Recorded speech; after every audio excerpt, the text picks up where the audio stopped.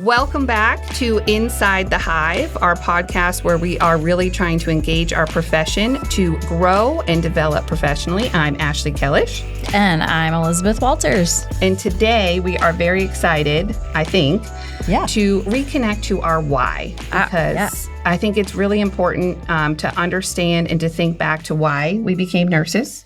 What drew us to the profession, because what I'm finding is that the word grit, which you know I love to use, which means dirt under your fingernails, get up every day and do that hard stuff over and over again, is getting harder and harder for many people with our broken systems. Yeah. And we're pretty gritty nurses. We're so gritty. We're the grittiest. Yes. I mean, don't put me in a garden. I can't grow a thing. But in day to day, I am so gritty. I'm absolutely. I will do anything to figure out how to do this. Yeah. And disrupt the status quo, right? 100%. I think that's where we've gotten so stuck. So we wanted to take a few minutes and try and think about, what does the why matter? People often talk about the why. So Elizabeth, what's the evidence? All right. There's tons of evidence. Us dorky nurses, we know it all, right? So research shows us that 80% of nurses still find meaning in patient care, right? Okay. That's amazing. Yeah. That's an amazing fact. 80-20. Yes. Yeah. At least 8 in 10 of the nurses that are taking care of you in the hospital want to be there and they want to take care of their patients. Yes. But purpose can get buried under documentation, clicky boxes, paperwork, all the policies, all that pressure. How many times have you been asked to audit other nurses? Oh gosh, people hate the audits. I hate the audits. I'm right there. I'm I hate auditing people and telling them what they did bad or what they did good.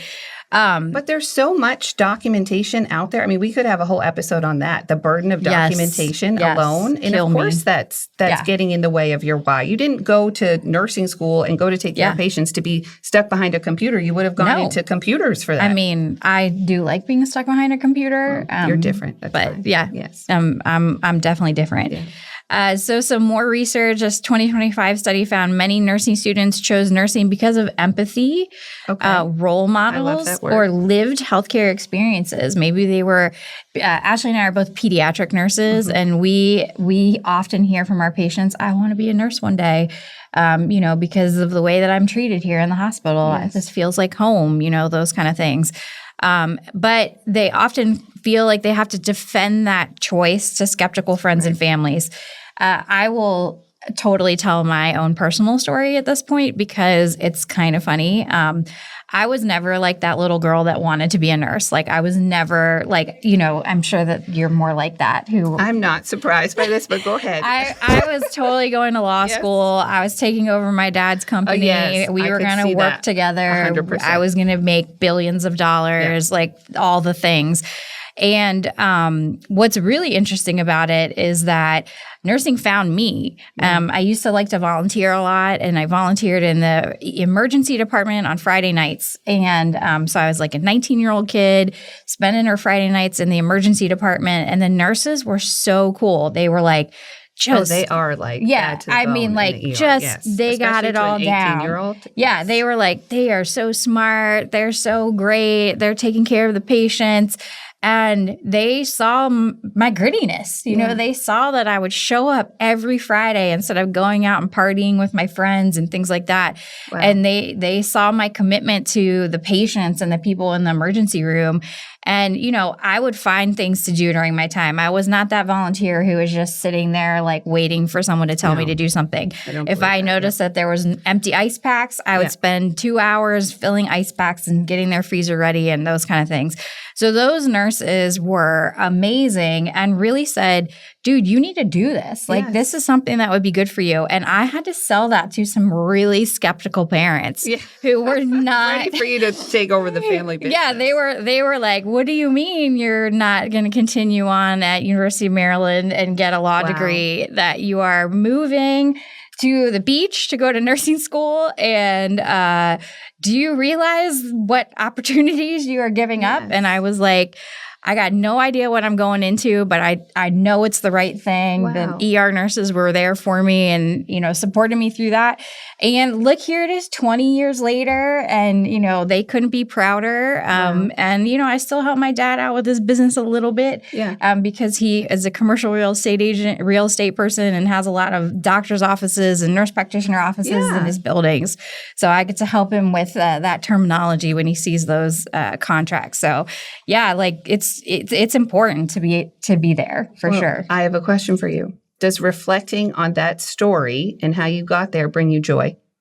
Of course it does. Yes, it does. It's the best, right? Like it's like remembering why you did something, even though that downtrodden day-to-day happens. Yes. And like we see that like in our last episode, we talked a lot about burnout and how you get there and how you bed rot and all those things. But let's bring it back to why we do this. Well, I think that's amazing because it also aligns with the evidence. There's been some more evidence in 2023, so really amidst the pandemic, that shows that when you can reflectively think about what got you wherever you are, that you actually are happier, your patients are happier, there's more satisfaction, there's more retention, less turnover on teams that build in reflective practice. And the other thing I love to point out is that relational leadership, which I talk about all the time. Yes, she never shuts up I about love relational it, but leadership. because it's a beautiful concept and it builds in reflective practice. It does. And you know what it does? Well, for me, is it helps me get through those moments that feel like I am stuck and that I'm stewing over things and I'm just getting to that cynical side that we talked about with burnout and nothing is right. I don't think it's possible for her to get cynical, though. Oh, sometimes I can get real cynical right up in here. She's the happy, positive side of things always, glass half full. But it's through reflective practice. It's through relational leadership, and it's through having opportunities where I can stop and remind myself. And I'll tell you briefly, so I became a nurse for one of the common reasons that one becomes a nurse. I had a sick family member as a child. It was my cousin, my best friend. He was diagnosed with a brain tumor when he was 4 years old. He passed when he was 11, underwent 8 brain surgeries. Oh my gosh. And I will tell you what, every time that child came out of surgery, he was hysterical. He loved Austin Powers. If anybody remembers Austin Powers, I'll stop Austin there. Powers. And he also always had to have his socks on when he came out of surgery. And so I would watch these nurses before he would wake up, rushing to put his socks on just how he liked them. And I watched every interaction that he had with these people. And it was very rarely was it a physician that was entering in and out of his room. And then his family got so good at these surgeries that he and the nurses would make like a deal every time he went in. And this child left AMA so many times because the nurses would say, look, DJ, you're ready. You can go. You got this. And I just remember I'd be in the playroom. I'd, be around. This was up in New England. And I felt so connected to that work. I did. And every time that I'm having a hard day, I think back on him, and I'd like to think that he's thinking of me at that time. Oh, and he totally is. Those nurses got him and his family through a lot. They really did. Yeah. So I think that that's what kind of drives me as I think about why I keep getting back up. I love that. I love your reflective practice. Well, thank you. Yeah. Thank you. And when we think about, different models of reflective practice, there's some other things besides relational leadership. So not everybody connects with relational leadership. It's okay. I kind of feel it's a little bit like mushy and lots of feelings, and I'm not a feelings person. Yeah. There's some snapping and some clapping. Yeah. There's a lot of snapping. Yeah. So I lean more towards this John's model of structured reflection. Tell me more. So asking these questions, what was I trying to achieve? What values guided me? This is a common question I ask myself every day. Ashley and I get asked to do so many things. It's just constant pulling in every direction. Both of us have multiple jobs and we practice and all the things. And she's got a lot of kids. I only have 2, but they feel like 10 at most of the time. Yes. And sometimes we have to prioritize what's going to happen. And so what values are guiding me in that request that somebody asked me. If a student says, hey, I really need to meet with you, I got to chat about something, my values are students, patients first. And so I stop what I'm doing and get on a call with that student. Let me help you get through this problem that you're dealing with. Certainly, what were the consequences for me, for the patient, or for the team?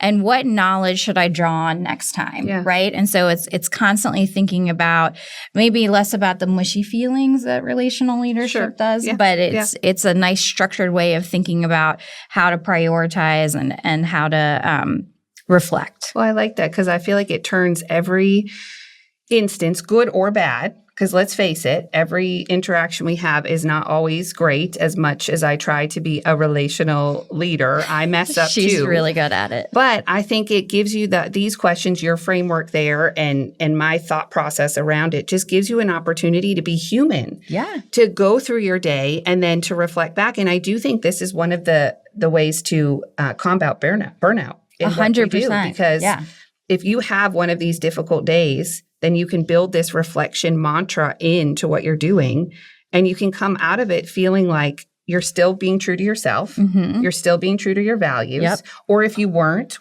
what got in the way? Yeah. And maybe you have to go through that a couple times, but you don't beat yourself up over it, right? And, reflective practice doesn't have to be this like super formal thing where you're like looking at a checklist of like, I'm going to write down, I'm going to journal, I'm going to do this. Some of this is just like really informal. The most important times that I reflect is in those drive home calls. When you call me. Yeah, I call you, but I also call other people. You walk through those hard cases, the wins, the near misses. How should I handle this? Or I did this. What would you have done in this same situation? And we have those check-ins all the time. Yeah, we do. Like we are constantly like, and it's a lot by text now, which is fine. Well, that's because I have too many children, and so that's sometimes the only way I can communicate. It's like that, or I'm going to be interrupting, or I'm screaming in the background. No, but it's really true. And I think about it, and I laugh whenever I'm with nurse friends, and my husband. I don't know if your husband is this way too, but he's always like, oh, here we go, because it just, that informal reflection. I mean, I don't care who I'm with, where they work, what unit they're on, what team they're a part of. We always can kind of start to build this conversation about what's hard, what's working, what's not. I wish we could have more of that. It's like the war stories, right? It's like, oh, let me tell you about this one shift, and I was sitting the ECMO pump, and the ECMO pump exploded, and there was blood everywhere. Oh gosh, did that really happen? That really did happen. Oh my gosh. 100%. Yeah, my shoes were just ruined. I had to throw them away. Oh yeah. Yeah, and I had to wear those awful scrubs from the hospital. Oh yeah. And I'm like 5 feet tall, and then they're like 7 feet long. Yes. And so that's always embarrassing to have your scrubs dragging on the floor everywhere. Yes. Yeah, for sure. It's true. But I think too, as my career has progressed, I think that original why of why I love patient care has been a core thing for me. But I also think it's shifted because, again, I've been given these opportunities where I can have someone like you in my life, and I can go back and forth and build that banter. But as I've moved into leadership roles, I've realized that not all of our teams get to have that. And I remember in particular where I feel like the light bulb went off for me. I was a new manager and covering a couple of teams, actually. And there was like a lot of gossip, complaining, I guess, if you will. The circle. That's what I felt like half my job was. But it was all about this one particular person on our team who kept showing up late. But nobody would engage with this person. They just kept complaining about it. They'd come to me about it. Oh my gosh. And it's just very common for very managers. Childish. Yes, it is. Yeah. And so finally I said, okay, Ashley, you're the manager now. You've got to figure this out. So I went to the person and I said, and I didn't know I was using like even a framework at the time, but I was. I won't get into that now, but it was probably relational leadership. It was probably relational leadership based in how I approached her. And I said, I was like, look, you're being late and it's disrupting everyone else's schedule. So can we talk about this? What's going on? Well, I won't get into details, but we had a very difficult and very amazing conversation. The reason she was late was completely out of her control. It was totally family related. It was nothing that anyone there even knew that was happening. So we worked on it. We fixed it. She started showing up on time. But in that moment, I realized all of a sudden that my why had to almost have a different basis now, because now I was more focused on these people. So as leaders today, we really have to recognize that our whys matter, and we're affecting the patients, but we've got to help connect to these people that we're taking care of now. Like Simon Sinek, he always says that. You are now in charge of those in your charge. And so you have to take care of them. And that was a moment for me where my why really changed. And I never wanted anyone to feel like they couldn't come to me with their concerns or they couldn't be the best. She almost left nursing and she said, I'm the reason that she didn't.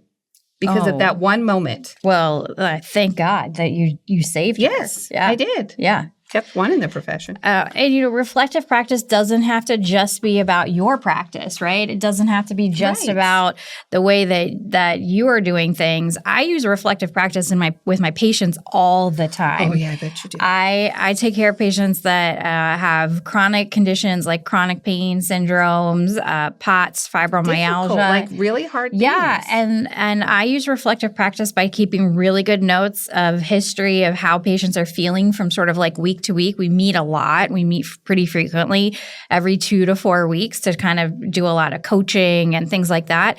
And recently I had a patient that came into clinic and was like, Dr. Walters, I'm down. I'm flaring. I've got all this stuff going on. And it's like, okay, well, let's talk about your lifestyle changes. How much water have you had? How's your nutritional intake been? Yeah. Have you been exercising? And they're like, yeah, all that stuff is low.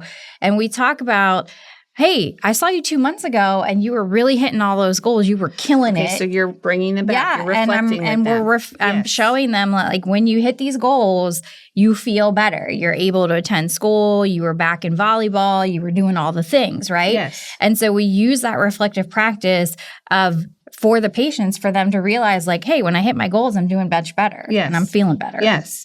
So I think what we're trying to say that it's not just us, and that we can all benefit from this idea of reflective practice. And, I think about sort of those conversations that I have around the, dinner table with friends that are nurses that my husband might be eye rolling a bit about. JR's like that. I mean, if it was fishing or hunting, they're just fine, right? Yeah. But whatever. How many YouTube videos do we have to watch about fishing? Farm equipment, for goodness sake. I know. It keeps me so up annoying. at night. Yes. But we're talking about lives. But, really kind of looking at each spot. So if you're a new grad, like reflecting on what did I do this week that was new, different? What skills did I check off my list, right? Yeah. Or if you're someone that's been in it for a long time. I actually was working with a nurse once who was nearing retirement, and she had a challenging personality, and she would often use people like challenging words at the bedside. I also use those challenging words a lot at the bedside. Well, I might have had the same relational conversation with you as well, but I just said to her, look at all the lives you've saved because of what you've done in 30 years of this career. And, I mean, it's every day. Yes, but I said, don't let that go by being rude to somebody or, using choice words that you're getting fired over, pretty much. Like, let's think about that. And do you know, I saw something switch in her. She had never thought of all that she was bringing to the career. She was reflecting. There's power to this. For sure. And I think that other people can use reflective practice. Leaders, you work with a lot of leaders and nurse leaders, and like, how am I helping my people that report directly to me? Yes. Like, how we had this conversation the other day in the car where you were talking about how important it is for leaders to grow other leaders. Yes, that's the point, right? I always say, once you've made it, now it's your chance to grow other people. And I think there's a ton of ways. I know one of the easy things I do is have weekly huddles, and we open the huddle by actually reflecting on the week prior, and we say, who wants to give kudos or gratitude or thanks to those? And it forces people to stop for a minute, to stop the whirlwind and to reflect. I mean, that's just a small way. You can do journaling, you can have mentorship programs in place, but like, it takes intentionality from us as leaders and with our teams to really build this in as a strategy so you don't get the eye roll. Yeah. And you also want to help people build their professional identity, their confidence, and their empathy, right? One of the things that I realized early on in my nursing career was that empathy is not a natural feeling for a lot of people. No, it's not. And it's so being true. able to put yourself in other people's shoes is not a natural feeling, but you can learn how to do that. Yes. You can learn how to put yourself in other people's shoes and always think about like, what's next? What's on the other side? What might this family be experiencing? When I worked in the NICU, it was a very busy tertiary NICU in the inner city, and there was a lot of judgment about families and sort of like what they were spending their time doing, whether they were coming to the unit and sitting at the bedside all day, or whether they were out working, or all those things. And it's like, well, think about it. If you're a single mom and you can't get to the NICU, you want to be one there. time a day, maybe by bus. Like, let's be honest. Yeah. And you can't afford to park, or you don't have a car. 100%. Yes. Yeah. And, I think almost like reflective practice is building a muscle. And and ride this one out with me. But I feel like it's like this feels a little mushy. Building a muscle where you have to do it over and over again, and you create that muscle memory for yourself and then for others. So not only does it connect you back to that why, which we believe and the evidence shows us makes you better all around. Yeah. But it also just makes you have connection to what it is that you're really doing. For sure. 100%. I mean, it's so important that we're connecting why we're doing it and how we're doing it and all the things.